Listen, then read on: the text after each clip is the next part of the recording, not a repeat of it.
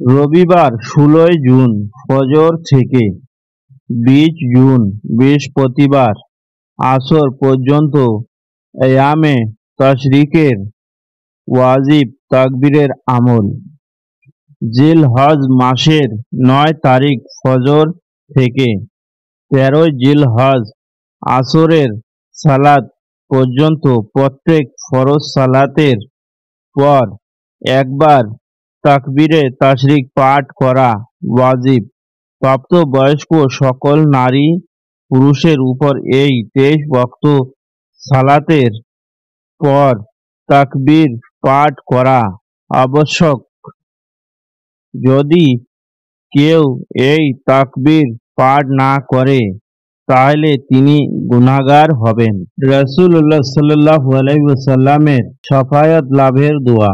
জাবির রাদিয়াল্লাহু আনহু হইতে বর্ণিত, তিনি বলেন, রাসূলুল্লাহ সাল্লাল্লাহু আলাইহি ওয়াসাল্লাম বলেছেন, যে ব্যক্তি আযান শুনে ও এর উত্তর দেয় ও দরুদ পাঠ করে, এই দোয়া পড়ে, তার জন্য সুপারিশ করা আমার আবশ্যক করণীয় হয়ে পড়ে।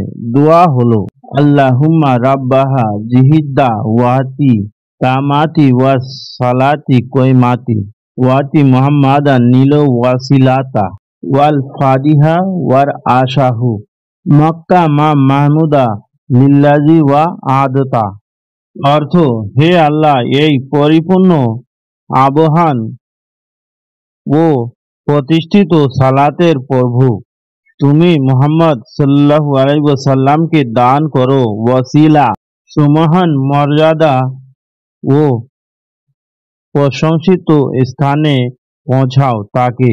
মক্কামে মাহমুদে যার ওয়াদা তুমি তাকে দিয়েছ।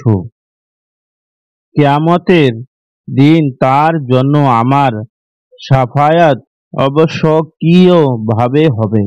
গৃহান্ত মিশকাতুল মাসাবি হাদিস নাম্বার ৬৫৯, সহিহ বুখারী ৬১৪, নাসাই ৬৮০, আবু দাউদ ৫২৯। রাসূলুল্লাহ সাল্লাল্লাহু আলাইহি ওয়াসাল্লাম বলেন, আল্লাহ তাআলার নিকট জিলহজের ১০ দিনের আমলের চেয়েও মহান এবং প্রিয় অন্য কোনো দিনের আমল নেই। সুতরাং তোমরা সেই দিনগুলোতে অধিক পরিমাণে তাসবিহ, সুবহানাল্লাহ, তাহমিদ, আলহামদুলিল্লাহ, তাহলিল, লা ইলাহা ইল্লাল্লাহ, তাকবীর, আল্লাহু আকবার পড়ো। আহমদ আল মুসনাদ ৫৪৪৬, সনদ হাদিস। মৃত্যুর প্রশংসা। তোমরা মৃত্যুর প্রশংসা করলে তার জন্য জান্নাত ওয়াজিব হয়, আর মৃত্যুর নিন্দা করলে তার জন্য জাহান্নাম ওয়াজিব হয়। তোমরা পৃথিবীতে আর সৎ বা অসৎ কর্মের সাক্ষী। এতে এক মৃত্যুর প্রতি দোষারোপের ব্যাপারে দায়িত্বশীল হও। আনাস ইবনে মালিক রাদিয়াল্লাহু আনহু, বুখারী মুসলিম। মৃত্যুদের গালি দিও না, তাদের সম্পর্কে খারাপ কথা বলো না, কারণ তারা ইতিমধ্যেই তাদের কর্মফল ভোগ করছে। আয়েশা রাদিয়াল্লাহু আনহা, বুখারী। মৃত্যুর ব্যাপারে খারাপ কথা না বলে তার গুণ ও ভালো কাজ নিয়ে আলোচনা করো। আয়েশা রাদিয়াল্লাহু আনহা, নাসাই। আল্লাহর অস্তিত্ব নিদর্শন।